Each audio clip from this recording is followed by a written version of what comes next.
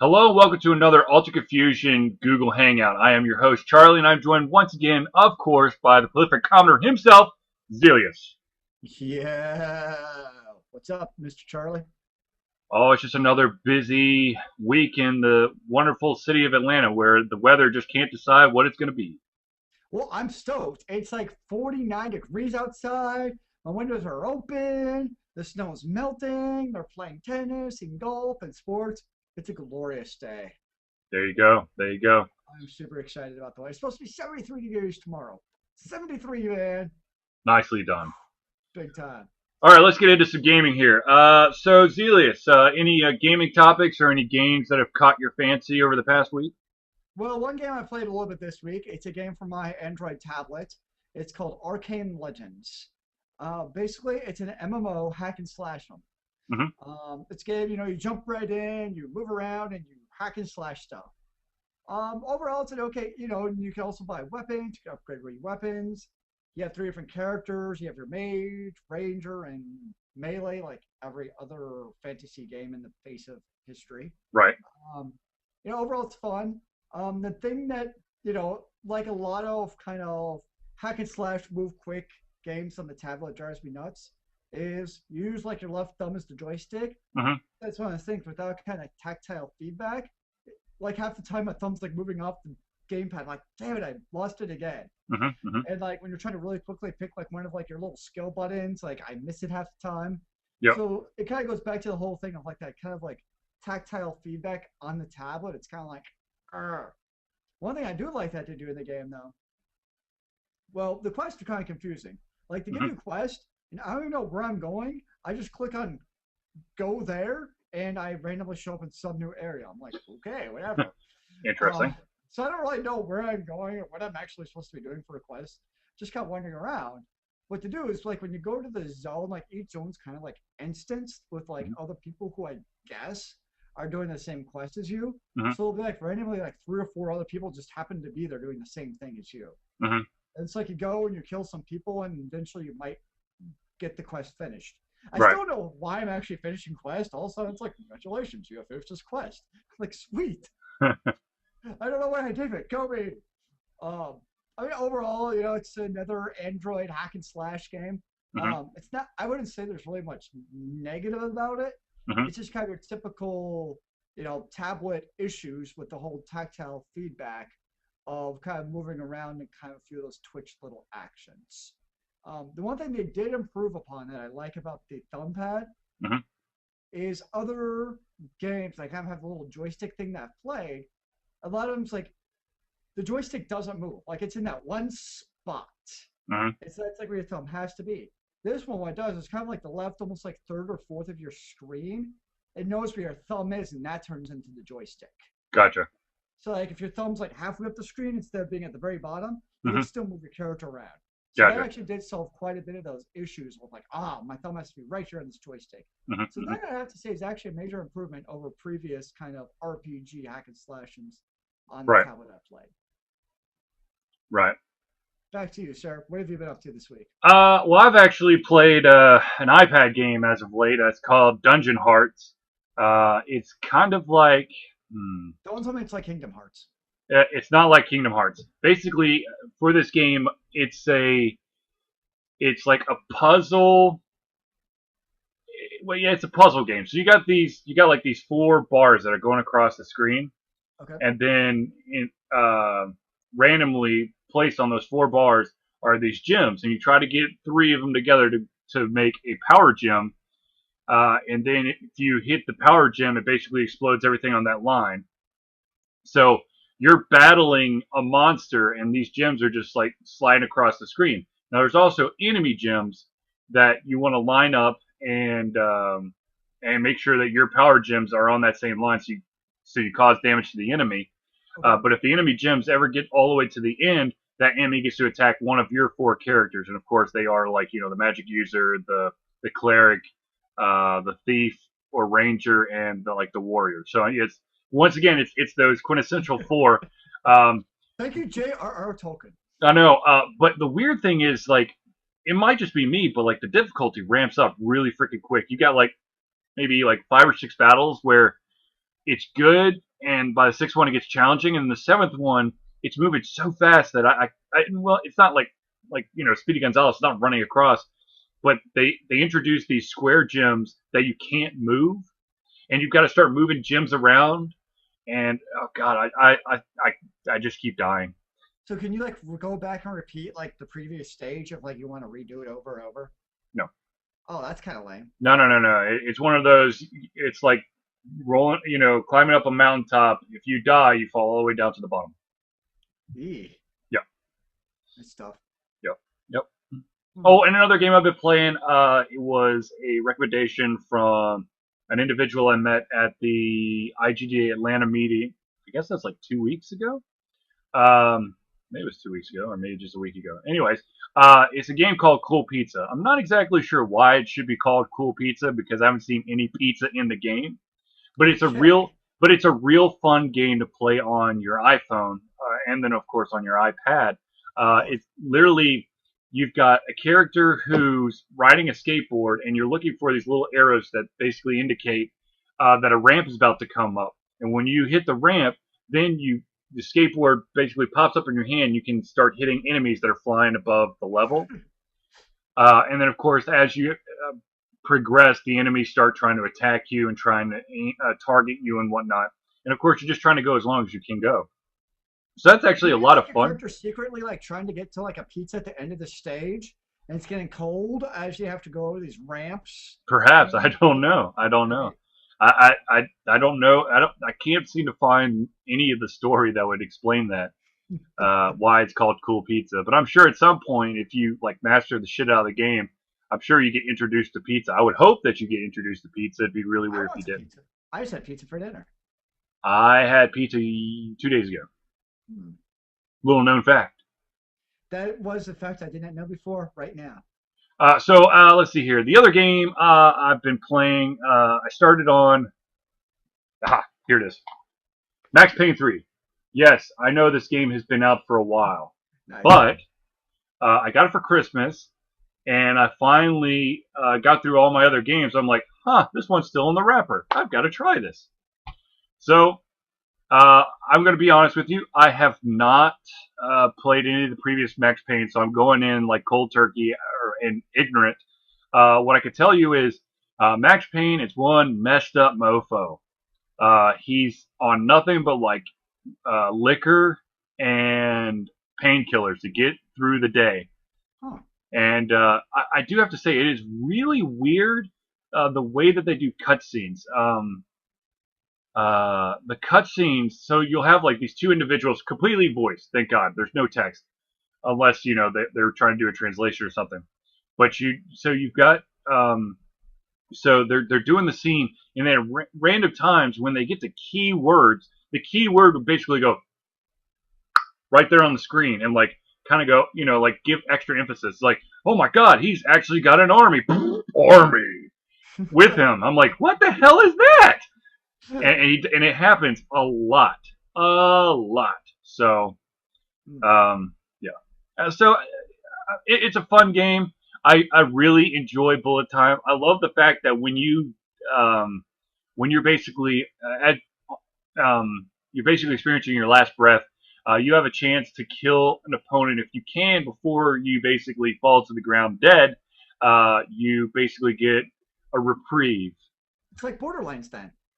Yes, but you have a finite number of times you could do it because it's based off of the painkillers that you have collected throughout the level.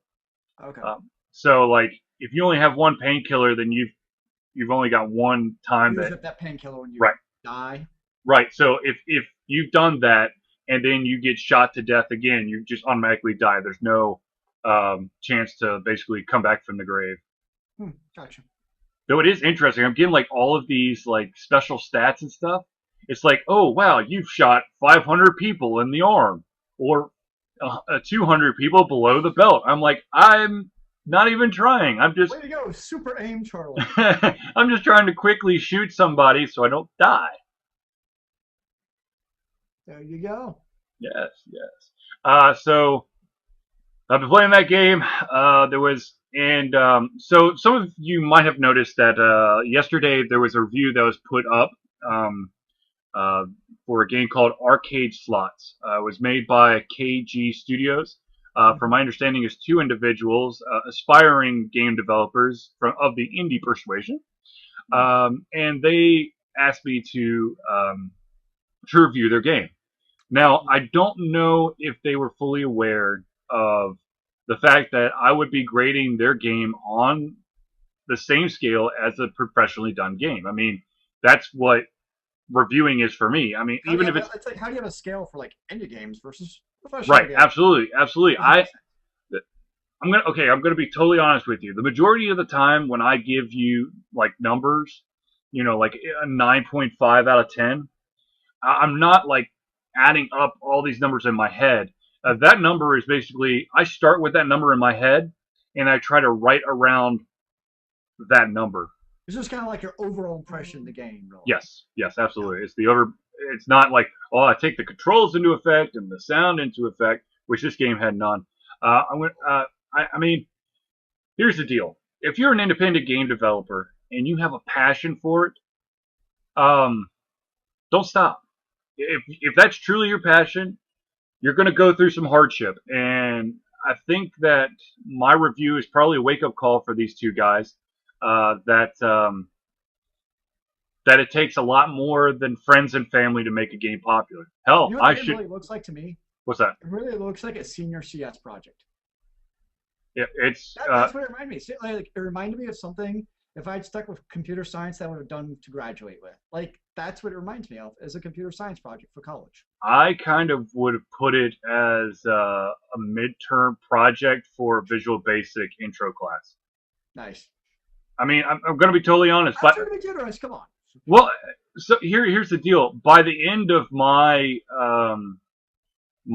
semester in high school for Visual Basic, I made a 28 level Space Invader game with sound and special weapons and different creatures that took different amounts of damage. It was very sophisticated for a very simplistic platform. And this one, it just it's It doesn't cut it. yeah. I mean, it it's a good proof of concept, but that's it. Yeah, that cannot be a finished product. Okay, so let me ask you a question, sir. Yes, sir. So this was a casino-based game off of Mm-hmm. what looked like it was basically slots, right? Mm-hmm. Now, okay, so my question to you, this isn't my real question, but just kind of came to me. Mm-hmm. Um, so say hypothetically speaking, you're like, dude, I want to make a cool casino game that people are actually going to buy and spend money on. What would you two do to maybe a casino or slot style game to really make it stand out? Because let's be honest, there have been casino style games. I remember, back in the day, you go to Office Max, it'd be like the 1,001 bundle games, and there'd Yep. be like 18 different casino slot games Yep. in there alone. Right. So, that's the hard part. Like, I don't even know what I would do to like a casino style game to really even make it stand out that people want to spend money on it. Well, okay. So because of legal reasons, you really couldn't make it a multiplayer game. I mean, it would thrive much better as a multiplayer game. You can make a multiplayer if it doesn't use money. It it That's the dance it catch. it tap dances on the line of gambling, and that's kind of a gray area that you don't want to really mess with. Yeah, I can see that. So anyway, so if I were to make a slot game, right off the bat, I would immediately get an artist. I want this thing to pop. I don't want it to look like anything else out there. I want original art for every single one of the slots. I want original art that makes it look like an actual slot machine box um, or case. Um, Definitely have to have authentic sounds, some special effects for when you get the specific matches. But like you said, a slot machine game is so difficult to create, but because you have to, in order to make it work, you're gonna have to have um, one hell of a theme that no one else has done. Well, it's like Um, even like I go to the casino every once in a while up here in the cities, mhm. and what's the big thing is there's how many different variations of slot machines, Right, and the absolutely. thing that makes it stand out are two things.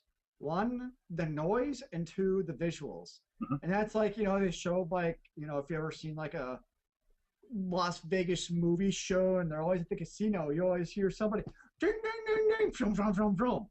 And that's Mhm. exactly what they want at the casino. And that's, you go to Mystic Lake, that's one up in the cities, and Mhm. you're walking around, that's what you see, and you're like, dude, I want to win that too now. And you Right. want that dinging dinging dinging. Well, absolutely. And one of the very first things that I would do if I were to be making a slot machine game is that I would go to different casinos and different bars and see the games that are there to get an idea of, okay, well, there's a shit ton of people over here. And ask the people what makes this game so much better than the slots over there. The big thing I've seen is sub levels. So like what'll happen is say you get like 5 kings on King's Tut, Hmm. then you get like 10 free turns where Hmm. everything's worth triple points. So it's Hmm. almost like sub games, or like there's been some where it's like a puzzle type game. It's like so there's always some kind of like mini game type of like hook to get you in. Yeah. Is Yeah. what I see a lot of. Yeah. Absolutely. That is when you go after a very well established genre or market where there is a physical representation of that game, it becomes exponentially harder for you to differentiate from the tried and true and your experimental thing. I mean, There's only so much you can do with slot games. absolutely, absolutely, and I think, excuse me, um, I think that to be honest with you, if I were to make a game today, it would be a platformer. Um, a bite-sized platformer for the Xbox Live Arcade or for um Steam, Hmm. or hell for the iOS. Oh, yeah. I, that you need because with a platformer you can distinguish yourself. I mean, you're going to have your own set of characters. Hopefully, you have an artist that can give you that punch, that style that differentiates um, what your game is in comparison to everything else. I mean, you look at a good example to basically show you different ends of the spectrum. I mean, you look at a game like Braid versus a game like Fez or hell, Super Mario Brothers or Sonic the Hedgehog. I mean, look at the difference between Super Mario Brothers and Sonic the Hedgehog. They're both platformers, but they are so unique that they stand by themselves and are so recognizable. And if you're to make a game, especially if you're an indie developer, I mean, yes, it's going to be hard as balls to do, the next Mario or the next Sonic, but you have to shoot for that. I Yeah. mean, you absolutely have to shoot for that. If you're trying to make something generic, don't. There's no reason to make a generic game unless you're just trying to pad your portfolio to try to get a job in a big name company. Or if you're looking at an independent studio that's starting to get some street cred and they're looking for people who have experience, then use that as It's uh, good practice too, to build, like you said, build your portfolio and learn how to program. right, And it's yeah. right. But I mean, it's always good to have stuff in your portfolio. But the other things you got to be really careful with is it's got to have some sophistication to it. I mean, it can't be cookie cutter. If it's exactly cookie cutter, hell, you probably could have found the majority of the code on a website and just changed a couple things here and there. I mean, there are companies that will do that. There are individuals who do that. I mean, hell, there's so many. Look at the beginning of the launch of the Wii. Um, it was marred by Oh yeah. tons and tons and tons of shovelware because they basically created carnival games or mini games, and the majority of them, going to be honest, total shit. But because they were able to get it out quick and they could label it as a party game, there was a ton of people who had to get it because that was the only party game they could get their hands on because everything else was sold out. Or they make the title slightly different than the very popular party game and they get a bunch of sales that way. Super resorts. Yeah. So, I think if these guys, going back to the arcade slot machine thing, if these guys truly have the passion and they're really willing to put in the work, I'm going to give you a couple hints right off the bat. Don't make a Visual Basic game. It's Oh, not. I'm sorry. Visual Basic is a great foundation to see what's out there, but take what you learn from Visual Basic and apply it into like C++ or Java or Flash, because no, not Flash, for the love of God. that's what everybody's. Well, I don't want anybody to touch Java, but it's That's not, true. you or iOS or Android. They're those are the languages that are going to allow you to make your mark in the industry if you're willing to put in your blood, sweat, and tears. Well, the beautiful thing is it also, you talk of like, ooh, I want to make a game that's gonna make it big time. Is I think the Mhm. other thing to keep in mind is, when shooting for the stars, it doesn't mean it has to be a complicated game. Take a game Absolutely, like Plants vs Zombies. absolutely. That is such the concept of the game is so incredibly basic. Hmm. You have like basically two maps. You have night and you have day. Hmm. So guess what? You get to use that same artwork over and over. You have your zombies. You're using the same artwork over and over. But they took that unique concept and they just made it work so well. Right, right.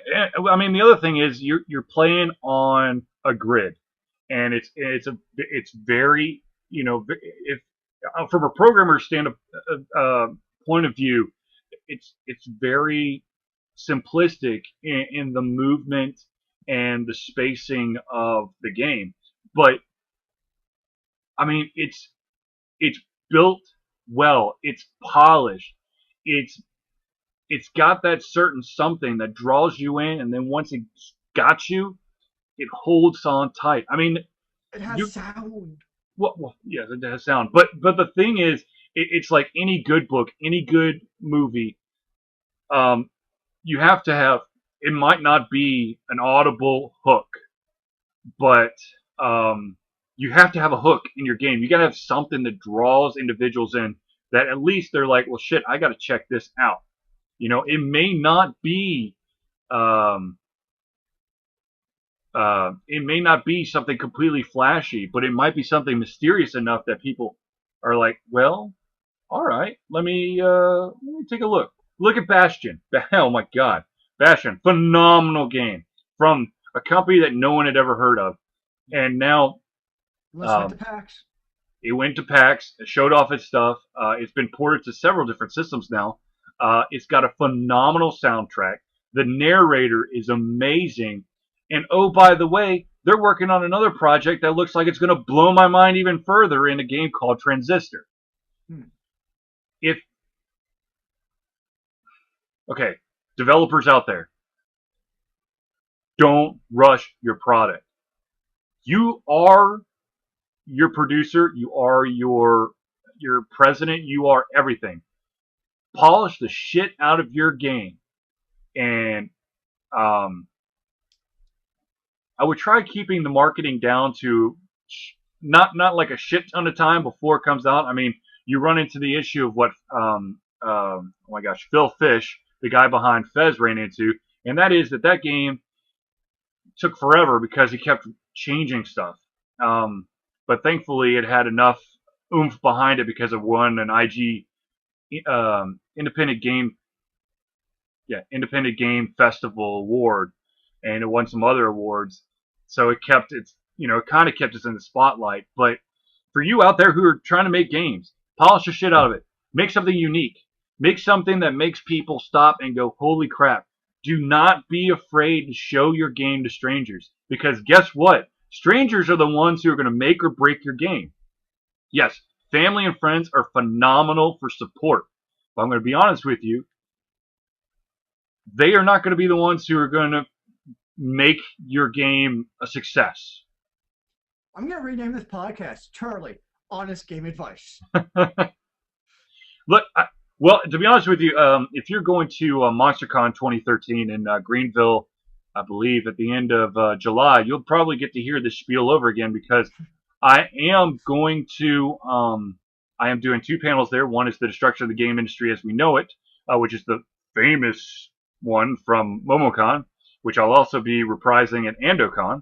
But I'll also, in addition to that one, I'll also be doing a panel called "How to Get into the Game Industry."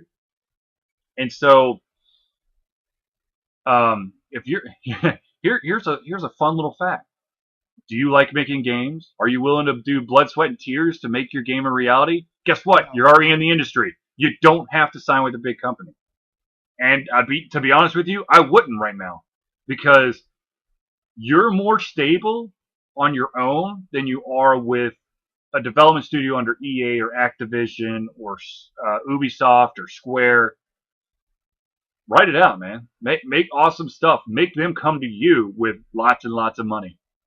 Because I'm going to tell you, if you make a game that turns heads, the studios will come after you, and you're going to get a lot more money than you would if you were to go ahead at the beginning of, oh, we just released this game, a couple people like it. Here's my resume. Here's my portfolio of this game we just released. Some people like it. What do you think? They're going to put you in a junior position. That game takes off. Guess what? Now you're in a senior level. And that is about a $30,000 difference. Easy. Easy. Probably more. So for you independent developers out there, live your dream. I know that some people out there might work as an IT professional in mass communication or um, school systems or law firms or overall technology, whatever it is. At the end of the day, if you have the passion, you're going to make the time, and when you make the time, and you've got the right people around you. That's the other huge thing. You've got to have the right people around you. You can't just go. You can't just get a bunch of buddies to go, oh yeah, I'm in. Because I'm going to be honest with you. Sorry, Zelius, for this, but when Ultra Fusion first started, I had 7 individuals who were like gung ho about Ultra Fusion, and they were going to die for it. They're going to do, a ton of news stories, a ton of game reviews. They're going to do, we're going to do a shit ton of podcasts and all that stuff. And with the exception of Zelius, for the most part, it's been me. Out of the 300, and I think we're up to 398 reviews on Ultra Fusion. 386 of them are mine. Not keeping track. Not that I'm keeping track. The comics, of course, I drew all of them, and I'm going to be totally honest with you. I think I'm like at 390 for the comics, and of course, I've taken a break for a while now. But out of that 390, I believe I gained assistance from other individuals a total of 10 times to help create the storyline. So I'm not saying that you don't need a Zelius because he's a prolific commenter, and that helps a lot because it shows that I'm writing something that's interesting enough to make him comment. Because I'm going to tell you a quick little story.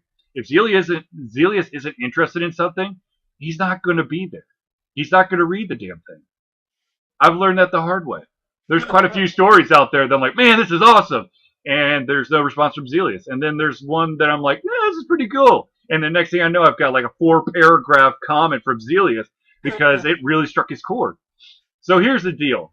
You need to surround yourself with people you trust, like Zelius, like myself, because I trust myself, which is amazing. With the guy. Yeah, I know. But also, don't be afraid. If you don't know a good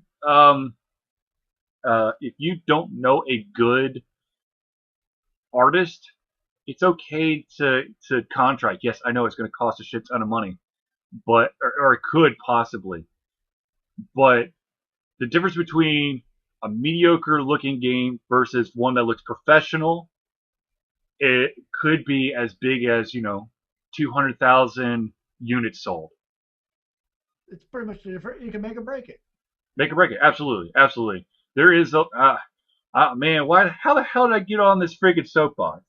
But the funny thing is like, okay, even going back to graphics though, it's one of those things where like, when you think, ooh, great graphics, Mm-hmm. it's like, I think there's a differentiation here because great graphics doesn't mean it has to be like oh, Mass Effect and Crisis and Oh, blah, blah, absolutely. Right, right? right. I mean, it's like going back to Plants vs Zombies. There's Hmm. nothing spectacular about the artwork, but it just works perfectly with the game. Absolutely. It's something that some high school students can draw that stuff, Hmm. but it just works very well with what the game was trying to convey and do, and that's what Actually, was important with that artwork. Actually, I'm going to be totally honest with you. If I were to ever do a video game and I need an artist, this person would probably be a little bit out of my price range. And I don't know if they know how to do animation. But if I was to do, like You'd hire really, yourself. huh? You'd hire yourself. No, no, no, no. If I was going to do really nice looking artwork, maybe have like all the cutscenes, like, just have the figure on one side and the figure on the other if they're having a conversation. Yeah. The person I would hire, and you know this person, is Jackie Lewis. Oh yeah, I see her stuff on Facebook. Oh my She has a God, book she's out. so good. Something about baseball or something. Yeah, yeah, yeah. I bought the book. I just need to find a way Oh, to cool. get to her so I can get it signed. Yeah, and I know I see her on Facebook, and she does like Comic Cons, she Yeah, draws stuff. she's a professional artist for I think it's Oni Press here in Atlanta. Yep, that rings a bell. And I mean, she sits down and just like doodles shit. I'm like, oh my God, She I did one a couldn't. couple of weeks. I think it was like Captain Jack Harkness or something. I'm Yes, like, I can yes. buy that from you. She Uh, does Who. She does a bunch of the characters from I think Supernatural. Um, she does Sherlock comics. I'm like, oh my God. and every once in a while, she does her stuff. I'm like, oh, that's cool. Yeah, absolutely. So I would definitely, One other place you could probably find an artist from would be Ripped Apparel. true, or He's been, I DeviantArt. can tell a lot of people are submitting their art there. Hmm. I wouldn't necessarily call them starving artists, Right, but they're probably, people don't maybe have the most stable of artistic positions in the world. right, Is kind right. of the impression I get. But there's some really cool stuff on there. Like Absolutely. the one last week with Portal 1 and Bioshock Infinite. Hmm. Oh, that was really freaking cool. That was like, oh my gosh, that's probably the coolest thing I've ever seen. What I mean, you can even go. I mean, hell, there's a shit ton of people on Deviant that Hmm, show off their work that would love to help out in some shape very or true. form. Yeah, they have some pretty cool stuff on there. Absolutely. I've got a couple buddies who post their work on Deviant, and of course, it's like blowing amazing versus like my like stick man. I was like on there today actually looking. There's something about like deviant art and like fantasy landscapes. Dude, yeah, I know. Seriously. What was I seeing? I was looking at. Oh, I don't remember what the hell it was now. Shit. It was like fantasy art or something. It's just Yeah, like, it's like oh my half of God. the artwork on there. I think it's like fantasy related. Yeah, but it's awesome. Anyways, um, well, so we've basically gone over how to basically How make to a get to the game. And there is your speech for like 2 months from now. Congratulations. yeah. Record it, memorize it, give it. Uh-huh, uh-huh. So anyways, so let's talk about some other video games here. Actually, let's talk about video game consoles. Of course, we all know that the PlayStation 4 is definitely situated for this holiday season, and we've already gained a bunch of statistics. I don't think we've actually seen the box. We've seen the updated Microsoft Eye. We've seen the updated DualShock controller. But now Microsoft is like, you know what? It's time to party.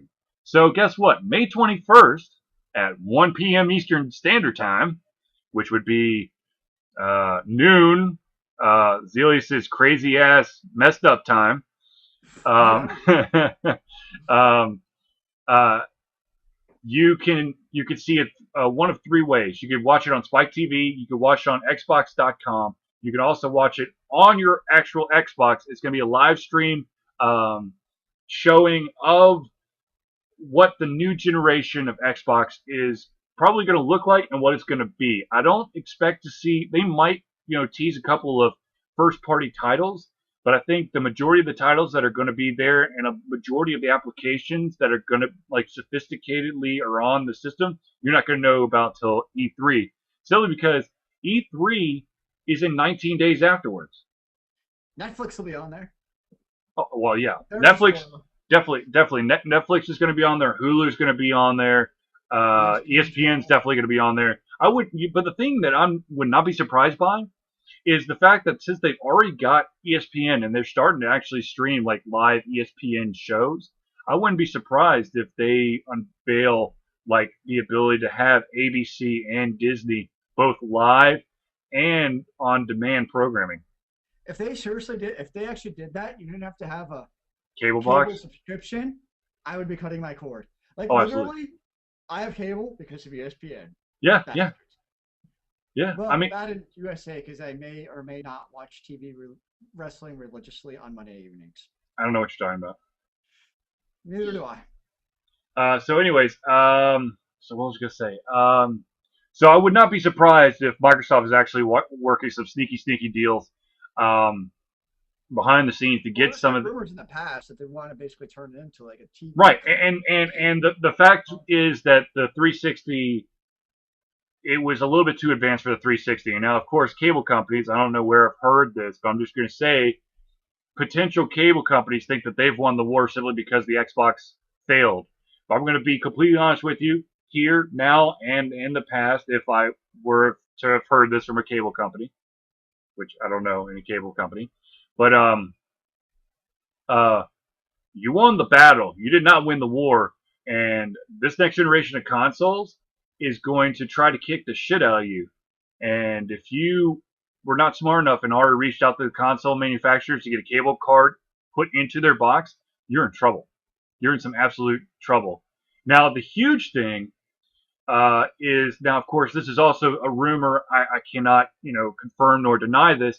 Is that Microsoft has been toting or talking about potentially doing a a tiered Xbox Live Gold system where you get like the base for like $50 a month, and then but there's like higher tiers. Now that might actually be how the hell they're going to pull off grabbing a bunch of the cable channels uh, right from the cable providers. Well, I don't know, but like I like the idea, but at the same time, it's like, okay, right now you have gold and regular. It's Yep. easy. Yep. It's like, do you really want like four different Xbox tiers to be like, oh, Right. But at the same time, I mean, if it really depends on the pricing, but if they do it right and you get just this mind-blowingly amazing media-centric device, I'm all in. I'm all in. I'd be all over that. Now, of course, now the really and has cool a built-in DVR machine. DVR machine. No, get me in What? trouble. Oh, no. Sorry. Yeah, DVR. Sorry, What were you thinking? DVDR. Oh, good lord. I was like, no, you can't be recording the shows on a DVD and then mass producing them. What the hell's wrong with you? My It's like bad. Doctor Who out day one on DVD. Oh, the doctor. Oh man, I swear, if like Xbox were to like pull off a coup where they had ESPN, Sci-Fi Channel, BBC America, and like HDTV or Do-It-Yourself Network, I'd probably be okay with just cutting the cord.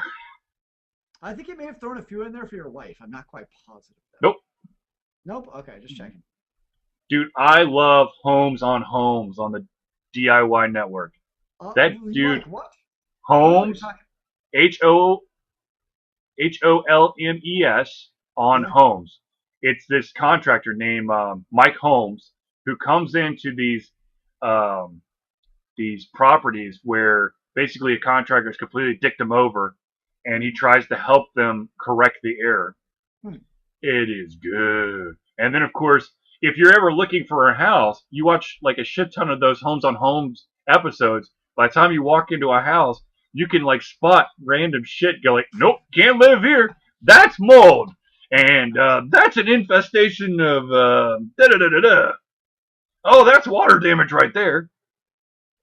Well, Oh good my thing God, that. they didn't put the right kind of ventilation in the water supply, so the water doesn't properly drain. I mean, there's a ton of stuff. Anyways, um, Educational. it's very educational. and you get to learn a couple tips about how to improve the appearance of your room or how to make it look bigger. So Ooh, yes, there is some like design stuff that it sounds girly, but I'm going to be totally honest with you. The majority of the time, they're taking sledgehammers to the wall, so I'm that totally is okay very with it. manly. Yeah, it's like, oh, you wanted an open room here? Okay, here's a sledgehammer. Beat the shit out of that wall. We don't need it anymore. Nice. I'm Oh, waiting for you to do that at your place. You're gonna record it too, right? if I ever do that, I'm going to record it. I'm going to live stream the shit out of it. That's probably never going to happen, but if Come I were on, live to. on the edge. um, yeah. So, anyways, so it's really exciting to hear that the new Xbox is about to be revealed. Project Durango, Xbox 720, Xbox Infinite, whatever it may be, it's gonna be awesome. I fully feel like out of the two, Sony and Microsoft, I think Microsoft has the ability to do something amazingly awesome. Now, speaking of video games, on a slightly different note, some of you may have heard of this small, itty bitty little conference called PAX Prime in Seattle, Washington. It is a 4-day event in Seattle where you and a shit ton of your closest friends get to party and learn about or try out demos of games, go to panels, get to listen to some awesome music and whatnot. Go, Uh, Proto Man! Man! Okay, so anyways, so the tickets sold out in 6 hours. All of them. All of them sold out in 6 hours. Now, here's the crazy thing. In the past, Penny Arcade has been kind of lax when it comes to uh, basically keeping an eye on the potential of scalpers. That will this has stopped. They have basically put their foot down and they have basically can't they looked at everybody's order and they put it in different categories. And if you're one of like the two or three most severe categories, they refunded all your money and they gained all those tickets back, and they will be selling more tickets at an undisclosed time at this time to make sure that actual individuals get to go to this conference and not scalpers trying to make a shit ton of money. Money. The one thing I'm confused about that. Okay, I'm a scalper, dude, right? Mhm. I already sold my ticket to you for $1,000. I'm getting that money back, yo. So you're gonna go to PAX and be like, "Oh, your ticket's not valid." And you're like, "What? I bought the ticket." If you're like, "Sorry, it's not valid." Yeah. So really, it's the scalper who like they get the double dip. Well, I don't think they actually got their confirmation number, and I hope that someone I would don't be. know. I would hope that someone would be smart enough to actually, wait for the physical product before they Well, just, blindly leap into something. this is true. I mean, Well, I know they're already for sale on. I mean, they were being sold on eBay that day for $600. oh yeah, and I know for a fact that there are people who are just so hell bent on trying to get the latest and greatest that they don't pay attention to the eBay ad, um, which is always the case of those wonderful individuals who bid or who push the bid up to um, crazy highs. And it turns out that if they actually read the description, they were actually bidding on a photographed picture of an Xbox, not an actual Xbox. Nice. Yes. So Yeah, I can't say it's happened to me lately. it's never happened to me. Good man. Then again, I don't buy. I think I've bought all of one thing off of eBay. I bought some duck heads off of eBay. Duck Okay, heads? okay. So a duck head. So you have your MacBooks, right? Mm-hmm. And you have chargers. Mm-hmm. Uh-oh. Zealish is on the loose. So this is my Magic MacBook charger. Yep. This dude comes off, Yep. and normally there's this little nugget that goes into here, so this plugs straight into my wall. Yeah. That little guy is called the duck head. What happens is students lose them during the school year because like How the what hell? happens is because you got this extension cord, so they just put it on here, which means that little piece had to have come out of the brick. Uh-huh. and that little piece just kind of magically disappears during the school year. Brilliant. So I end up having to Brilliant. replace like 100 of those every summer. Uh-huh. They're like they're not expensive at all, so it doesn't really matter. Ah, gotcha. Gotcha. And plus, we charge kiddos for lost parts, anyways. Well, there you go. You know, it's the I'm hoping that you're charging them responsibility. for more than they cost. You are charging them for more than what it costs, right? You know,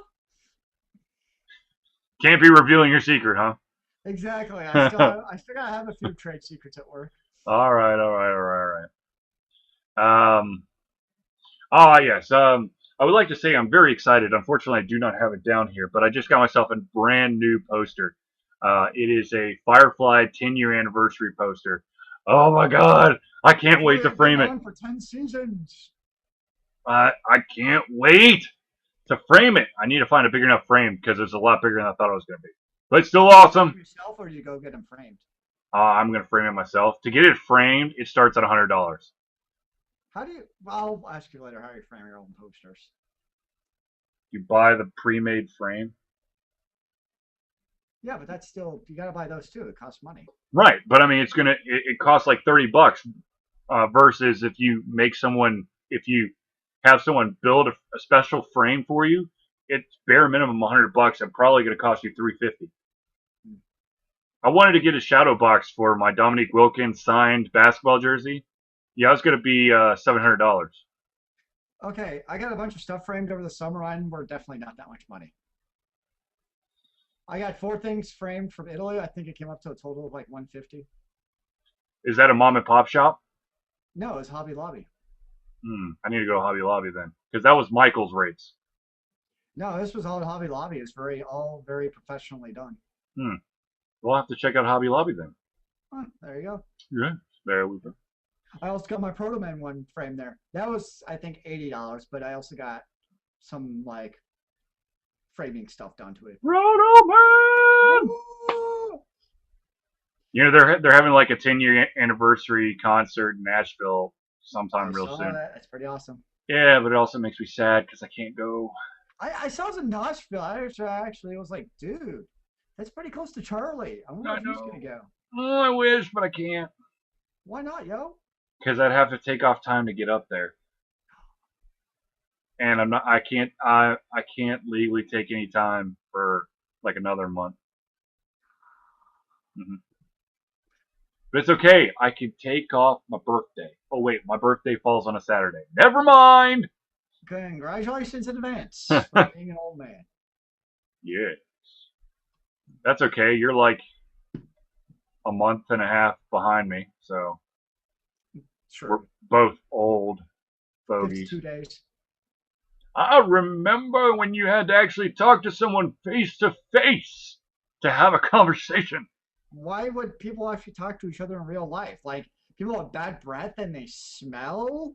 Dude, I remember sending you coded messages in snail mail, and your dad going, "Oh my God, it's the coolest thing in the world!" Yes. Ah, youth. Snail mail? Snail mail? Snail? I do not understand. Huh. What is this thing? Don't you just throw it over the internet? Oh yeah, and cell phones taking pictures. Cell phones like. What? You have a cell phone? You must be some rich bastard. No, I had like one of those, like like the top of the line Nokia phones.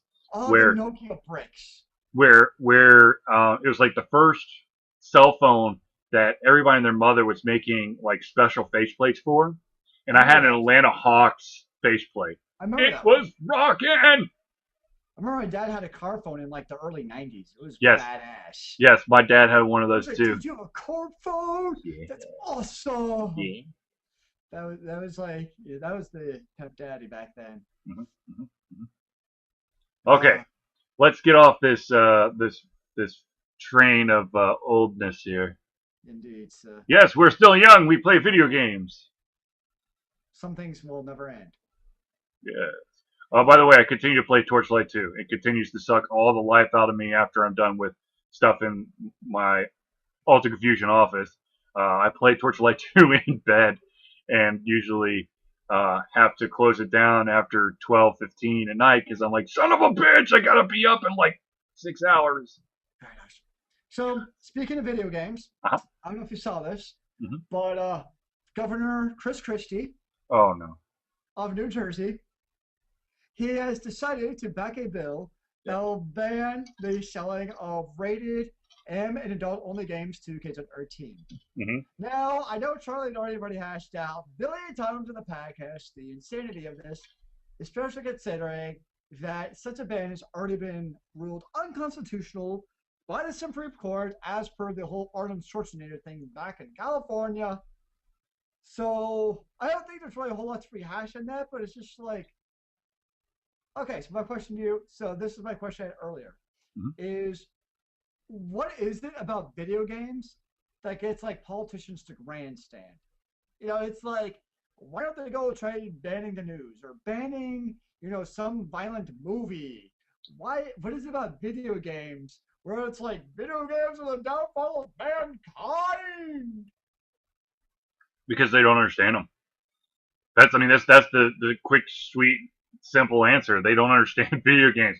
Did they they were in a world of non-video games, or a non-video game world. You've got yes, there are definitely dangerous movies, but they're like, oh, but it's rated R, and they won't let you in there, or Huh? What? yeah, Okay, what? We never did that. you know. But here's the thing. Look, every single state, every single senator can throw together a bill and sign it into law about how minors cannot buy rated M for mature games.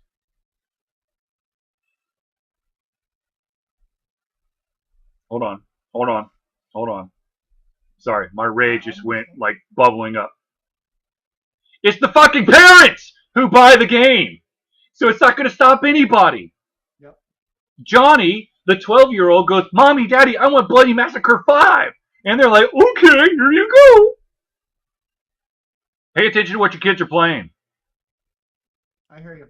Or hell, if you're out there and you've got an impressionable youth, a brother, a sister, a cousin who wants to play the violent games, and you actually understand what the ESRB is, the Electronic Software Rating Board, which is one of the best rating systems known to man, you Okay. can help people out.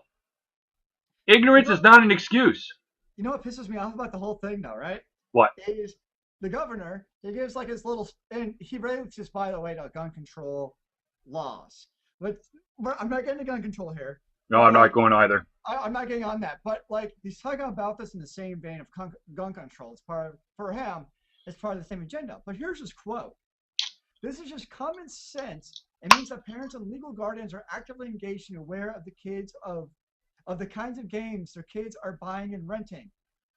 Which to me, it's just like the fact that you actually say that is asinine.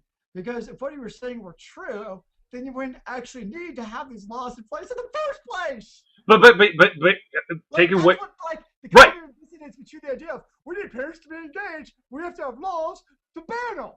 Like No, there's such a disconnect between logic and what's if you want parents to be involved, point them to the ESRB and the fact that there's the rules already in place.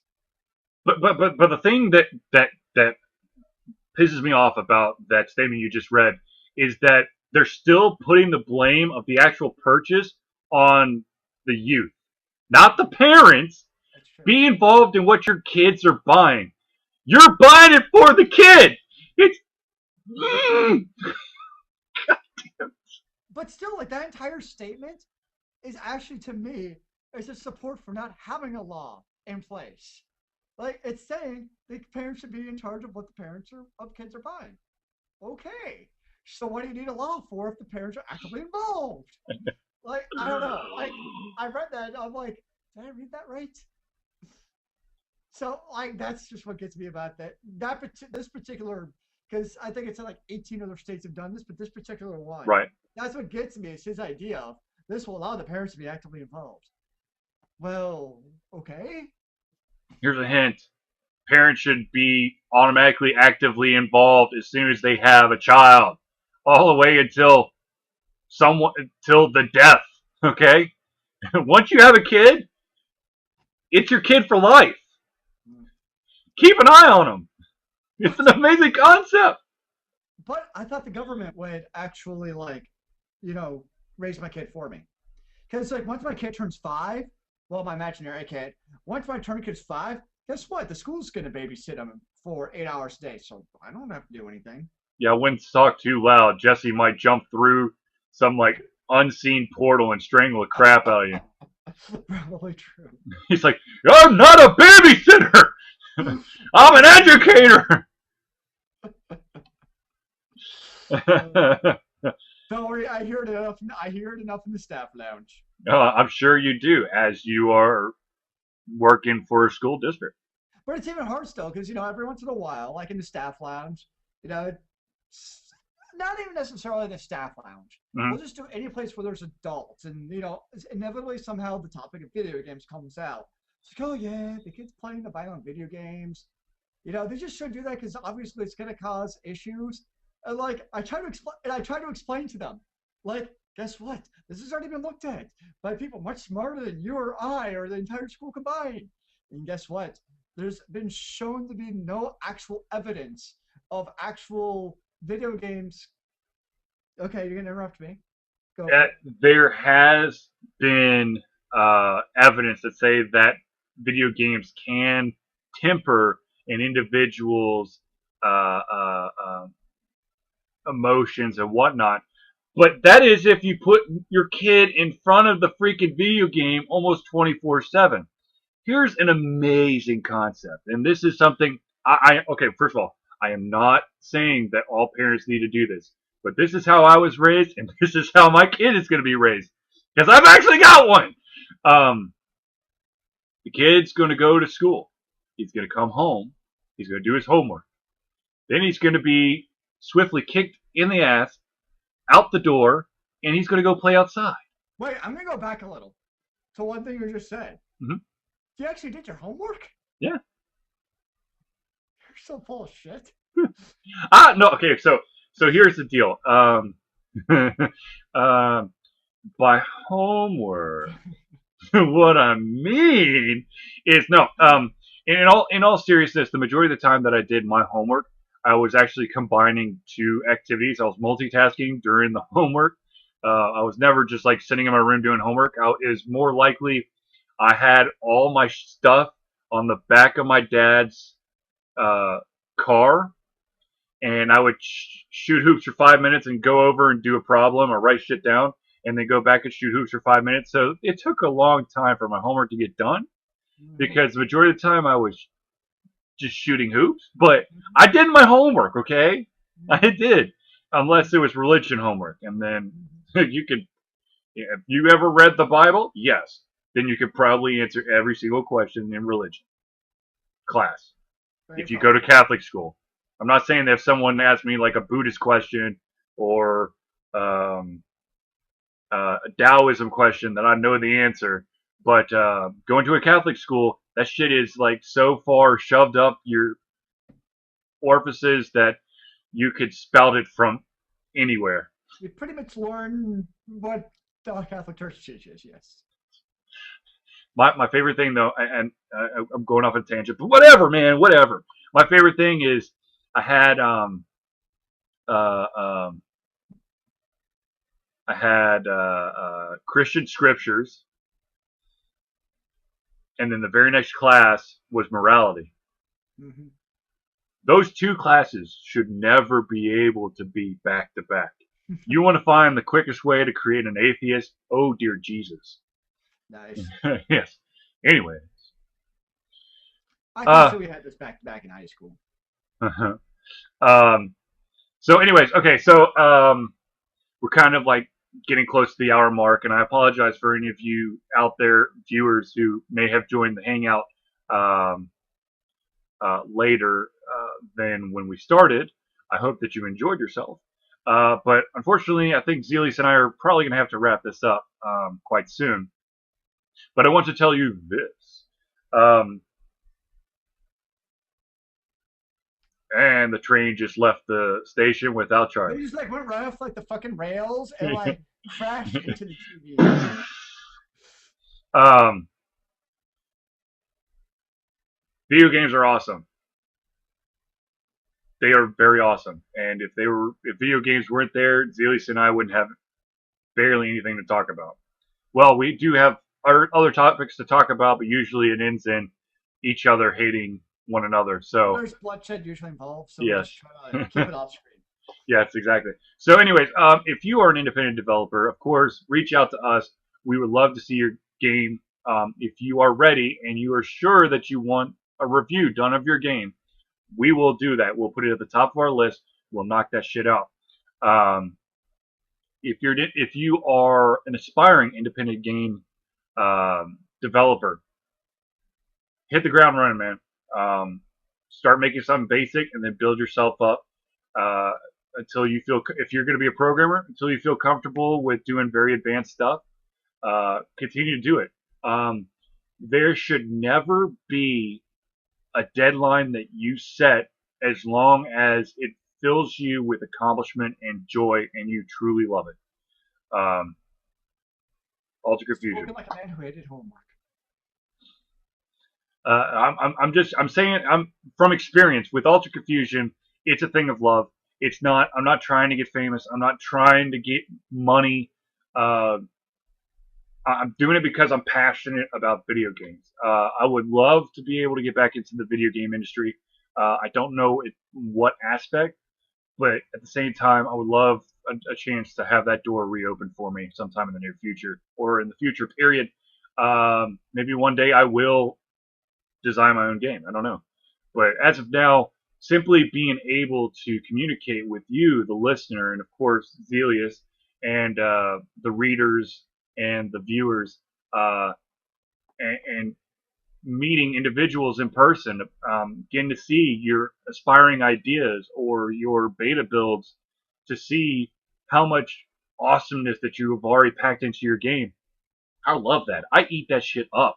So I know that Zelius is passionate about video games as well. I know that uh, his schedule is probably a little bit more structured than mine. Well, mine, which is funny because mine should probably more be structured than yours because I've got a kid to worry about and a wife This is true.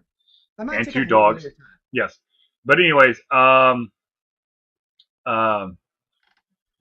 thank you for watching the Ultra Confusion Hangout. It has been fun yet again. We, of course, will be doing this almost every single Thursday unless, something really bad happens. I know that we are a video game review news website, but I do want to take 1 second to say what happened in Boston was terrible, and we wish the best for all the family members who were hurt or lost a loved one. And if we could do anything to stop all that, of course we would drop everything that we're doing and stop. But our prayers go out, and yes, that's all I've got to say. So Zelius, please give us your closing for this wonderful Google Hangout. Amen to that closing, yo. What? You pulled a fast one on me. Ah! My brain, it's melting. Oh no! All right, anyways, thank you, everybody. We will see you next week. Of course, if you want to try to reach out to us during the any time between now and next Thursday, you can always hit us up on the website, on our Twitter feed, on our Facebook page, my personal Google Plus, and of course my personal Twitter feed as well. So for myself, Charlie, and Zelius, thank you for tuning in, and we'll see you next week. Remember, kids, keep on gaming in the free world. Amen to that, brother.